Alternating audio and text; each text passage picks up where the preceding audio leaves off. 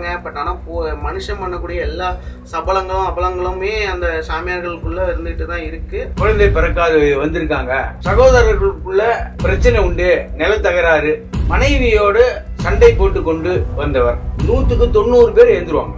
இதுதான் பொதுவானது. இத மக்கள் என்ன நினைக்கிறாங்கன்னா, நம்மள குறிப்பிட்டு நம்ம பிரச்சனையை சொல்றாங்க.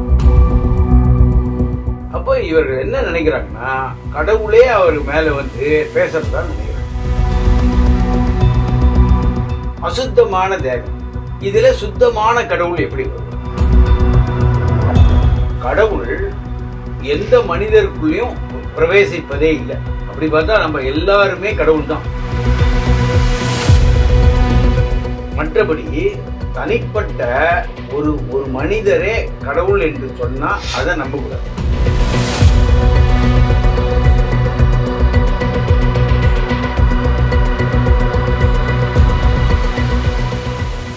தமிழ் நேயர்களுக்கு வணக்கம். இப்போ நம்மோட யார் இருக்கான்னு பாத்தீங்கன்னா லால்குடி கோபாலகிருஷ்ணன் அவர்கள் இருக்காங்க. வணக்கம் சார். வணக்கம். என்னுடைய கேள்வி என்னவா இருக்குன்னா, இப்ப சமீபத்துல பாத்தீங்கன்னா கேரளால ஒரு ஜோதிடர் அவர் என்ன பண்ணியிருக்காருன்னா, ஒரு பெண்ணை கிட்டத்தட்ட பாலியல் தொல்லையே பண்ணியிருக்காரு. என்னன்னா அவங்க அம்மா தான் அதுக்கு காரணமா இருக்காங்க, அந்த பொண்ணுக்கு பேய் பிடிச்சிருக்கு அப்படின்னு அவங்க நம்புறாங்க. நம்பி இந்த மாதிரி அந்த ஜோசியர்கிட்ட கூட்டு போகும்போது அந்த பெண்ணை அவர் சீரழிச்சிருக்காரு. சாமின்னு சொல்றாங்க. பட் ஆனா மனுஷன் பண்ணக்கூடிய எல்லா சபலங்களும் அபலங்களுமே அந்த சாமியார்களுக்குள்ள இருந்துட்டு தான் இருக்கு. அது எப்படி இப்ப எடுத்துக்கிறதுனே தெரியல சார்.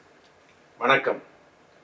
லால்குடி சப்த ரிஷீஸ்வரர் அருளால் உலக மக்கள் நலம் பெற வேண்டும். பொதுவாகவே இது மக்களுடைய நம்பிக்கை சார்ந்த விஷயமா இருக்கு. யாரையாவது ஒரு தனிப்பட்ட மனிதரை கடவுளாகவே நினைக்க வேண்டியது. இது இவர்களுடைய தவறு தான். ஏன்னா உங்களுக்கு ஏமாறுறவர்கள் இருக்கிற வரை ஏமாற்றுபவர்கள் இருப்பார்கள் எப்பவுமே. பொதுவா மக்கள் கொஞ்சம் கொஞ்சமா பகுத்தறிவை உபயோகப்படுத்தி திருந்தணும். இப்போ கடவுள் எந்த மனிதருக்குள்ளயும் பிரவேசிப்பதே இல்லை. அப்படி பார்த்தா நம்ம எல்லாருமே கடவுள் தான். மனிதாபிமானம் இருக்கவங்க எல்லாரும் கடவுள் தான். கருணை உள்ளம் உள்ளவர்கள் கடவுள் தான். மற்றபடி தனிப்பட்ட ஒரு மனிதரே கடவுள் என்று சொன்னா அதை நம்ப கூடாது. நான் தான் கடவுள்னு சொல்றவங்கள நம்ம. புரியுதா உனக்கு? காரணம், உங்களுக்கு எப்படி கடவுள் தந்தையோ எனக்கும் தான் தந்தை இல்லையா? நான் மட்டும் என்ன தத்து புத்திரனா? கிடையாது. அப்போ எல்லாருமே இங்க கடவுள் தான். ரெண்டாவது, கடவுளை அடைவதற்கு நாம் நேரடியா பிரார்த்தனை பண்ணாலே போதும். ஏன்னா எனக்கு தெரிந்து கடவுள் ஏஜென்ட் எல்லாம் வேலைக்கு வைக்கல. அதாவது புரோக்கர்களையோ தரகர்களையோ அவங்கெல்லாம் வேலைக்கு வைக்கல. அப்போ நாமே நேரடியாக போய் கடவுளை வணங்கி நம்முடைய பிரச்சனைகளை சொன்னாலோ, நம் செய்த தவறுகளை எண்ணி திருந்தினாலோ, வருந்தி திருந்தினா பிரச்சனை ஓவர், முடிஞ்சிடும். இது இல்லாமல் இந்த போலி சாமியார்களை நாம் நம்பி போவது தவறு. ஒரு ஜாதகத்துல சுக்கிரனோட கேதுவோ சுக்கிரனோடு ராகுவோ சேரும் போது இந்த பிரச்சனை எல்லாம் வருது.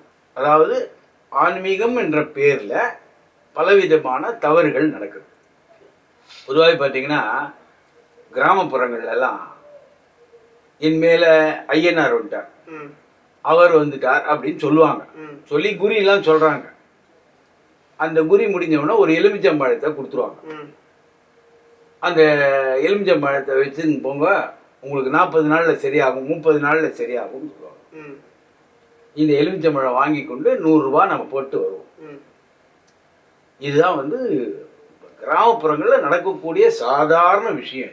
அப்போ இது போல சில சுக்கிரனும் கேதுவும் இருந்தாலோ, சுக்கிரனும் ராகுவும் சேர்ந்து இருந்தாலோ, இது போல சில மகான்கள் மாதிரி தன்னை சொல்லிக்கொண்டு கிளம்பக்கூடிய ஆட்கள் இருக்காங்க கிராமத்துல.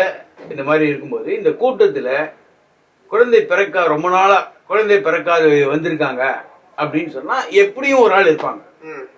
சகோதரர்களுக்குள்ள பிரச்சனை உண்டு, நில தகராறு, இதுவும் உண்டு. மனைவியோடு சண்டை போட்டு கொண்டு வந்தவர் இது இல்லையா? அப்படி பார்த்தா 100க்கு 90 பேர் எழுந்துருவாங்க. இதுதான் பொதுவானது. இதை மக்கள் என்ன நினைக்கிறாங்கன்னா, நம்மள குறிப்பிட்டு நம்ம பிரச்சனையை அவர் சொல்றார். ம். மொத்த பிரச்சனையே ஒரு 10-20 தான் இருக்கும் மனிதனுக்கு. குழந்தை பிறக்காது, திருமணம் ஆகாது, அல்லது வீட்டில் ஏதோ விரோதம், அல்லது கடன் பிரச்சனை, கடன் கொடுத்ததை வாங்க முடியாத பிரச்சனை. ம். அப்ப இந்த 20 பிரச்சனையை திருப்பி திருப்பி சொல்லும்போது அந்த 100 பேர் உள்ள கூட்டத்துல ஒரு 5 பேர் எழுந்துப்பான். சரிதானா? ம். அப்போ இவர்கள் என்ன நினைக்கிறாங்கன்னா, கடவுளே அவர் மேல வந்து பேசுறதா நினைக்கிறாங்க. கடவுள் எந்த ரூபத்திலையும் மனித தேகத்துல வந்து பேச மாட்டார். ஏன்னா மனித தேகத்துக்கு சித்தர்கள் வைத்த பேரே மல தேகம்னு பேரு. ம். அசுத்தமான தேகம். இதுல சுத்தமான கடவுள் எப்படி வருவார்? புரியுதா? இந்த பகுத்தறிவும் விழிப்புணர்வும் வந்தாலே நல்ல முறையில் எல்லாம் முடியும். ஆன்மீகத்தை கெடுக்கிறதே இவங்க தான். ம். அப்போ ஆன்மீகத்து உள்ள மேல் உள்ள ஒரு நம்பிக்கையே போயிடும். ம்.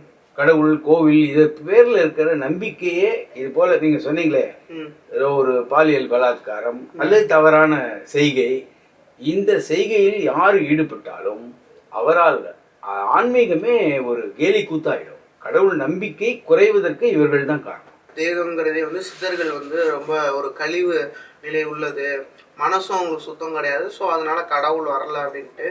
இப்போ நம்ம ஒரு ராமாயணமோ மகாபாரதமோ இந்த மாதிரிலாம் எடுத்துக்கும் போது மனிதர்களுக்குள்ள கடவுள் இருக்காருன்னு எடுத்துக்கலாமா, இல்லை கடவுளே வந்து பிறந்திருக்காருன்னு எடுத்துக்கலாமா சார்? அதாவது அவதாரம் என்பது வேறு. ம். புரியுதா? அவதாரம் என்பது பிறக்கும் போதே கடவுளே பிறக்கிறது, மனிதனா பிறக்கிறது. ம்.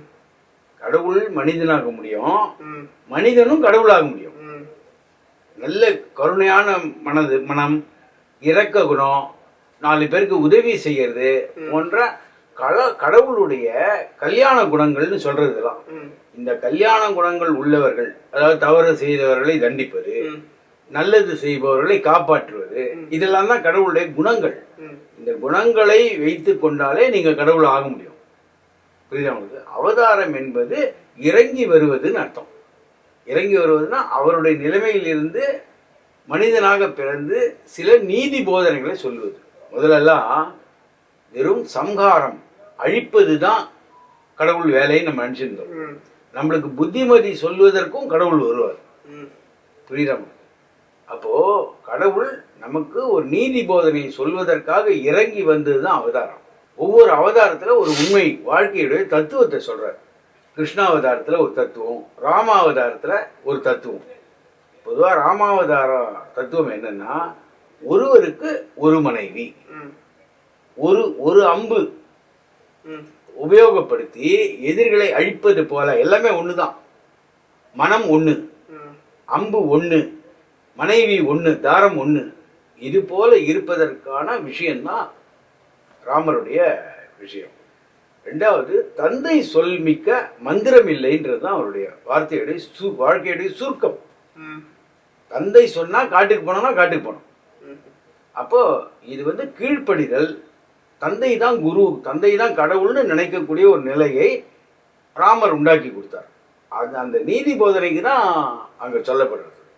கிருஷ்ண பகவான் பகவத்கீதைன்னு ஒரு நல்ல நீதி நெறி நூலை கொடுத்தார். அந்த பகவத்கீதையில் இல்லாத தத்துவமே கிடையாது. வாழ்க்கையை எப்படி நடத்த வேண்டும், வாழ்க்கை என்பதே ஒரு போர்க்களம், அதில் நாம் எப்படி போராட வேண்டும், இது எல்லாத்தையும் சொல்லக்கூடியது பகவத்கீதை. இப்போ இவர்கள் எல்லாமே நமக்கு நீதி போதனை செய்வதற்காகவே அந்த வைகுண்டத்திலிருந்து இறங்கி வந்தவர் பகவான். இப்போ இந்த போலி சாமியார்கள் பத்தி நம்ம பேசிட்டு இருந்தோம். இந்த போலி சாமியார்களோட ஜாதக அமைப்பு வந்து சுக்கிரனும் கேதுவுமோ இல்ல சுக்கிரன் ராகுவோ இருந்தா இந்த மாதிரியான விஷயங்கள்லாம் நடக்கும்னு சொன்னீங்க. அவங்களுக்கு என்ன மாதிரியான கர்ம பலன்கள் இருக்கும் சார்? அதாவது இங்கு நாம் செய்யக்கூடிய எல்லா வேலைக்கும் கட்டாயமாக இதற்கான கூலி உண்டு. ஏதாவது ஒரு வங்கிக்கு போனா உங்களுக்கு கடன் இருக்கணும், இல்லைன்னா சேமிப்பு இருக்கணும். 2 இல்லைன்னா வங்கிக்கு போக வேண்டிய அவசியமே கிடையாது. அதுபோல இந்த உலகத்துக்கு நீங்க பிறந்திருக்கிறீர்கள்னா உங்க நல்ல வினையோ கெட்ட வினையோ இந்த 2க்காக தான் பிறக்கிறீங்க. இது போல் செய்பவர்கள் கட்டாயமாக அடுத்த பிறவில் அதற்கான பலனை அனுபவிப்பார்கள். நீங்க விதைச்சாச்சுன்னா அறுவடை பண்ணி தானே ஆகணும். அப்போ நீங்க கர்மாவை விதைச்சிட்டீங்கன்னா கட்டாயமாக அதை அடுத்த பிறவில வந்து அறுவடை செய்து தான் ஆகணும். அதோடைய பலன் மிக மிக கொடுமையா இருக்கும். அதான் நீங்க அவங்களுடைய இதுங்கிறது ரொம்ப மோசமா இருக்கும் அப்படின்னு சொன்னீங்க. பட் ஆனா இப்போ நிறைய பேரை நம்ம பார்க்கும்போது ஒரு கிட்டத்தட்ட அதிகார இதுல வாழ்ற மாதிரியான ஒரு வாழ்க்கையை வாழ்றாங்க. நிறைய பேர் அவங்கள நம்பவும் செய்யறாங்க. ஸோ இப்படிலாம் அவங்களுக்கு ஒரு அமைப்பு ஏன் கடவுள் கொடுக்கணும்னு கேட்குறேன். அதாவது இப்பொழுது நீங்க செய்யக்கூடிய தீவினையோ நல்வினையோ அடுத்த பிறவியில தான் இதுக்கு பதில் கிடைக்கும். உடனே கிடைக்காது. அந்த அடுத்த பிறவி வரைக்கும் பொறுத்து தான் ஆகணும். எப்பவுமே இப்போ பலவிதமான தவறுகளை செய்பவர்கள் அடுத்த பிறவியில் துன்பப்படுவார்கள். இப்போ நீங்க செய்யக்கூடிய நல்வினை தீவினை தான் உங்களுடைய கர்மாவா அமையும். அந்த கர்மாவை பொறுத்து தான் அடுத்த பிறவி வரும். நீங்க என்ன செய்கிறீர்களோ அதுக்கு பொறுத்து வரும். கட்டாயமாக நாடி நூல்லெல்லாம் பலவிதமான கர்மா சொல்லியிருக்கு. கர்ம விபாகம்னே ஒரு பாகம் இருக்கு. அதுல எந்த கர்மாவால் இவர் பிறந்தார், நல்வினை என்ன செய்தார், தீவினை என்ன செய்தார். அப்ப இப்ப பண்ணக்கூடிய எல்லா விஷயத்துக்கும் அறுவடை நாள்னு ஒரு நாள் இருக்கு. அந்த அறுவடை நாள்ல இவங்க விதைத்த வினை பயனை அறுவடை செய்துதான் ஆகணும்.